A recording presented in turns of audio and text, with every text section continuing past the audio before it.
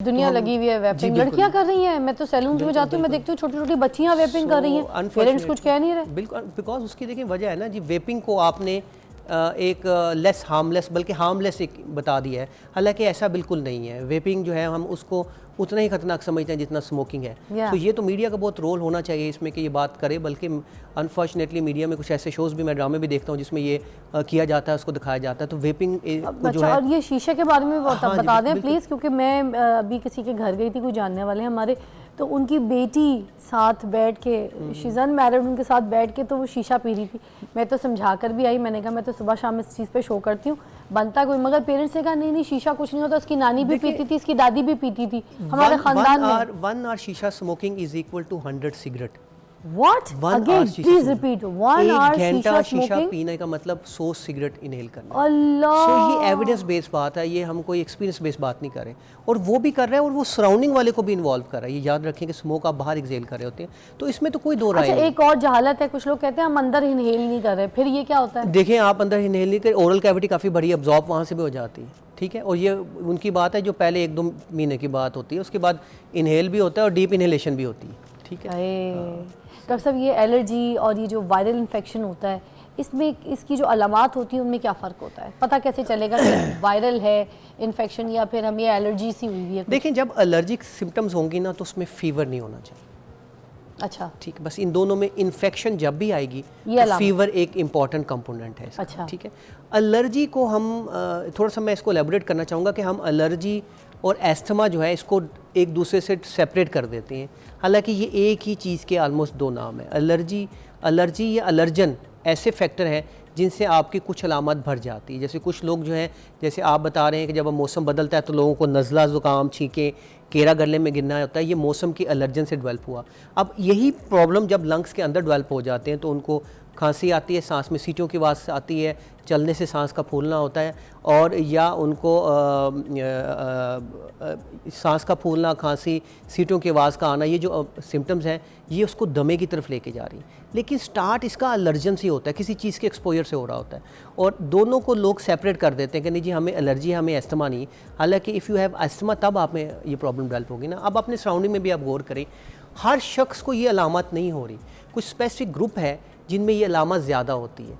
तो वो जो स्पेसिफिक लोग हैं वो वही लोग हैं जिनमें एलर्जिक टेंडेंसी है। आप उनके घर की हिस्ट्री लेंगे तो लाजमन उनके घर में कुछ लोगों को ये प्रॉब्लम रहता होगा। तो ये कोई एलर्जी टेस्ट है जो करवाया जा सकता है जिससे पता चल जाए कि ये बंदे को ये प्रॉब्लम चल रही है घर में? देखिए, करवाया जा सकता है, लेकिन अनफॉर्चुनेटली हमारे यहाँ फुल एलर्जिक टेस्ट की फैसिलिटी अवेलेबल नहीं है। एक सेंटर इस्लामाबाद में है, लोग वहाँ जाते हैं, लेकिन हम to be honest we don't believe on that much, क्योंकि उसकी वजह ये है कि एक फैक्टर एलर्जी का नहीं होता, मल्टी फैक्टोरियल होता है। लाइक अगर आप घर के अंदर हैं या इस रूम में है तो इस रूम के कोई फैक्टर हैं जिनसे आपको एलर्जी हो सकती है। अब फॉर एग्जांपल मैं बात करूँ लाहौर की या मेजर सिटीज़ की जहाँ पोल्यूशन बहुत ज़्यादा है, तो पोल्यूशन की एलर्जी टेस्ट आप क्या करेंगे? और चलें आपने कर लिया, अब आपकी मैनेजमेंट क्या है? Avoid the pollution. सो कैसे आप करेंगे?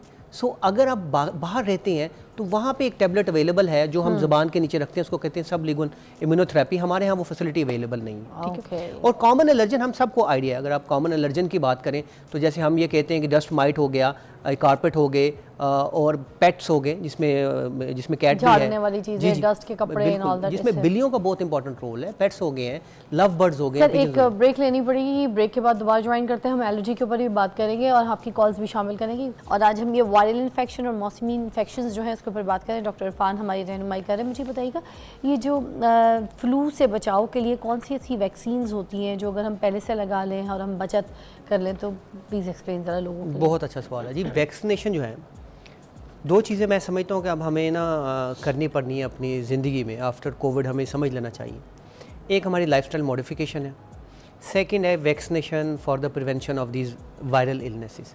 लेकिन ये वैक्सीनेशन सब के लिए भी नहीं है, ये भी याद रखें। हम हाई रिस्क ग्रुप है एक जिसको आइडेंटिफाई कर लेते हैं। हाई रिस्क ग्रुप का मतलब वो लोग हैं जिनमें इन वायरल इलनेसेस के चांसेस ज़्यादा हैं, जैसे प्रेग्नेंट फीमेल हो गई हैं, बच्चे हो गए हैं, बूढ़े हो गए हैं, या वो लोग जिनको दिल का मसला है, शुगर का मसला है, ब्लड प्रेशर का मसला है, गुर्दों की बीमारी है या जिगर की बीमारी है और वो 60 साल से ऊपर है, ऐसे लोगों को हम ये समझते हैं कि मौसम जो ही तब्दील होता है, ये सितंबर का आगाज़ है, इसमें फ़्लू की वैक्सीनेशन लगवा लेनी चाहिए जो, और ये अवेलेबल है। ये स्टैंडर्ड वैक्सीनेशन होती हैं, 3 डिफरेंट कंपनीज़ इनको बनाती हैं, सिंगल शॉट होती हैं, 1 ईयर लगवानी चाहिए और ये उसका टाइम है कि आप उसको लगाएं और ये कॉस्टली भी नहीं है, इतने का हम बर्गर खा लेते हैं जितने की ये वैक्सीनेशन जितने की। मैं आपसे अपने बारे में भी पूछना चाह रही थी, मुझे हर साल एक मसला होता है और कई सालों से होता है जब से मैं लाहौर शिफ्ट हुई हूँ। तो मुझे सर्दियाँ आने से पहले नवंबर दिसंबर में शुरू होती है खांसी, और वो खांसी पूरा सर्दी जो विंटर है उसमें मेरे साथ चलती है और मैं डॉक्टरों के इतने चक्कर लगाती हूँ, मेरी कोई देसी नुस्खे से भी खांसी ठीक नहीं होती, मेरी डॉक्टरों के पास जाके भी नहीं, और मुझे एंटीबायोटिक्स भी बहुत ज़्यादा लेनी पड़ती है क्योंकि मैं टीवी पे काम करती हूँ। मेरे गले से ऐसी ऐसी खांसी कि जब मुझे खांसी आती है तो वो जैसे नहीं आंसू भी, और मुझे ऐसा लगता है 2 मिनट के लिए मेरी सांस भी रुक जाएगी। सांस में से आपकी आवाज़ें भी आती हैं सीटियों की? हाँ, सीटियों की आवाज़ें। ये रात को ज़्यादा होती है? बलगम भी होता है उसके अंदर कभी। तो ये रात को भी ज़्यादा होती है? रात तो मेरा सोना हराम हो जाता है। ठीक है, तो ये तो कोई मुश्किल आपकी बीमारी नहीं है। एक तो पहला है कि वेलकम टू लाहौर। अच्छा। लाहौर के बारे में कहा गया था, आपको याद होगा, जिन्हें लाहौर नहीं देखा जम्या नहीं, so that is being modified. मेरा तो बलगम जम गया नहीं, लेकिन अब वो चेंज हो गया, जिन्हें लाहौर नहीं देखा वो खंगया नहीं। खंगया। सो इसका एनवायरनमेंट जो है वो इतना पोल्यूटेड है कि आप जैसे लोग जिनमें कोई एलर्जिक टेंडेंसी है, अच्छा, उसमें ये सिम्टम्स दे देगा। तो इसका मतलब है आप में एलर्जिक मैनिफेस्टेशन है, तो मेरी तरफ से तो रिकमेंडेशन है कि आपको इनहेलर और एक दवाई को लेना चाहिए और वैक्सीनेशन करवानी चाहिए आपको। वैक्सीनेशन ये कब करवानी है? यही टाइम है, ये सितंबर में स्टार्ट होती है और हर साल सितंबर में करवा लेनी चाहिए। और ये किस किस्म की वैक्सीनेशन है, देखने वालों को भी बता दें, अगर मेरी वाली बीमारी किसी को है इन्फेक्शन की तो प्लीज़ जाके ये इन्फेक्शन के टेस्ट और जो भी कुछ है वो प्लीज़ बताएं। इसको फ्लू शॉट्स कहते हैं, आजकल इन्फ्लोवैक के नाम से अवेलेबल है, और ये स्टैंडर्ड डोज है, अडल्ट्स और पीड्स की डोज एक जैसी है और इंट्रामस्कुलर लगती है और ये अवेलेबल है हर अच्छे स्टोर पे अभी। सर मैं आज करवा सकती हूँ? बिल्कुल करवा सकती, मुझे क्योंकि शुरू हो गई हल्की आंच। बिल्कुल करवा लेना चाहिए आपको। अगर बुखार नहीं है किसी भी डॉक्टर से मिल जाएगा? ये आपको मेडिकल स्टोर से लेना पड़ेगा, अच्छे मेडिकल स्टोर पे अवेलेबल है और किसी भी करीबी अपने सेंटर में कोई भी बंदा लगवा सकता है? हाँ, जो मैंने हाई रिस्क ग्रुप बताया है तभी मैंने हाई रिस्क ग्रुप बता दिया है। आप भी हाई रिस्क ग्रुप, अगर हाई रिस्क ना हो तो फिर प्रिवेंशन है, लगाना चाहे तो मुझे इसमें कोई इतराज़ तो नहीं है, लेकिन पहली प्रायोरिटी तो हाई रिस्क ग्रुप की होती है ना। दूसरी बात है कि आप भी हाई रिस्क ग्रुप में इस वजह से आती हैं क्योंकि आप पब्लिक डीलिंग करती हैं। हाँ। आपकी भी रूटीनली काफ़ी लोगों से मुलाकात होती है, है। इस वजह से हम हर हेल्थ केयर वर्कर को या पब्लिक डीलिंग लोगों को भी कहते हैं कि लाजमन लगवा लेना। ओह थैंक यू, ये तो बड़ी अच्छी बात बता दी आपने। अच्छा मैं और भी चाहूँगी कि सॉरी बाय द वे, अभी मैंने वायरल वैक्सीनेशन का बताया था। हाँ। अडल्ट्स में नमूनिया की वैक्सीनेशन भी रिकमेंड की जाती है। इसी ग्रुप में नमूनिया की वैक्सीनेशन भी होती है जो कि 1 in 5 year होती है, तो वो भी अवेलेबल है। जो वो हाई रिस्क ग्रुप वाले लोग हैं उनको वो भी लगवा लेनी चाहिए। अच्छा, जो वायरल इन्फेक्शंस होते हैं, क्या ये दमे की जो बीमारियां होती हैं लोगों को जिनको, उनको ज़्यादा खतरा होता है? बिल्कुल, देखिए वायरल इलनेस ही ट्रिगर है। आप किसी भी दमे के मरीज़ से अगर पूछेंगे तो अक्सर कहते हैं कि सर मुझे नज़ला ज़ुकाम हुआ था, उसके बाद ये अलामत शुरू होगी, या मुझे खांसी और बुखार हुआ था। तो वायरल इलनेस यूजुअली वजह बनते हैं उनके ये जो अलामत को बढ़ाने की।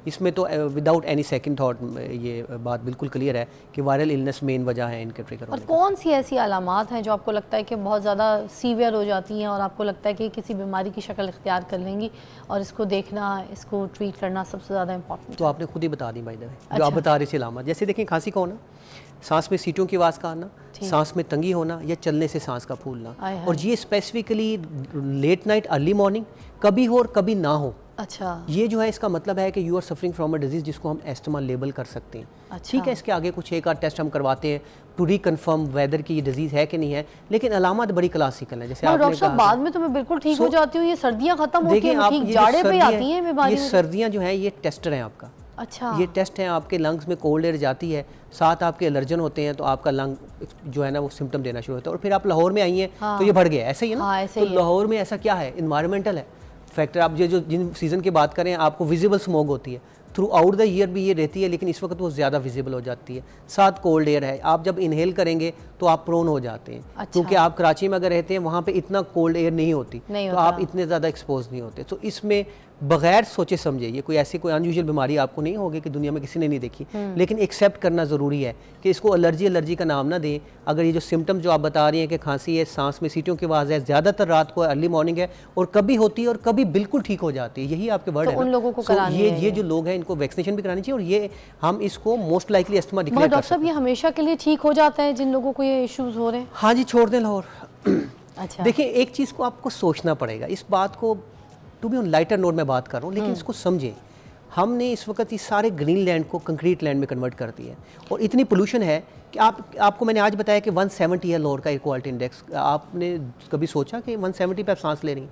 आप लोगों को जब तक नज़र नहीं आती ना स्मोग, आप लोग इस समझते हैं कि आपकी एयर जो है वो बिल्कुल ठीक है, कंफर्टेबल है। सो ये है कि एहतियात करें, मास्क पहने, वैक्सीनेशन लगाएं, फिजिकल एक्टिविटी करें, बैलेंस डाइट रहें और सोएं टाइम पे, उसके बाद सोने का ज़्यादा फ़ायदा नहीं। Thank you so much doctor साहब, आपने हमारी रहनुमाई की। जो ये वायरल इन्फेक्शंस और ये मौसमी इन्फेक्शंस हैं, इनसे वाकई परहेज़ कीजिएगा। ये आम इन्फेक्शंस नहीं होते, ये आपकी ज़िंदगी में जब ये दाखिल होते हैं तो ये आपके पूरे घर में भी ना आप सबको इन्फेक्शन लगा देते हैं और अच्छा भी नहीं लगता। आप किसी के सामने आए तो आप नज़ला, फ्लू, ज़ुकाम, खांसी, अजीब तरीके से आप परेशान रहते हैं और आवाज़ार भी रहते हैं। तो अपनी सेहत को बेहतर रखिए, टाइम पे डॉक्टर को दिखाइए, चीज़ें अपने जो नॉलेज है उनसे मशवरा करके फिर अपनी एलर्जी टेस्ट करवा के, जो भी आपकी वैक्सीन्स है वो करवा के आप अपना ख्याल रखें। एक ब्रेक लेते हैं, ब्रेक के बाद आप मुझे वाइड ज्वाइन करते हैं।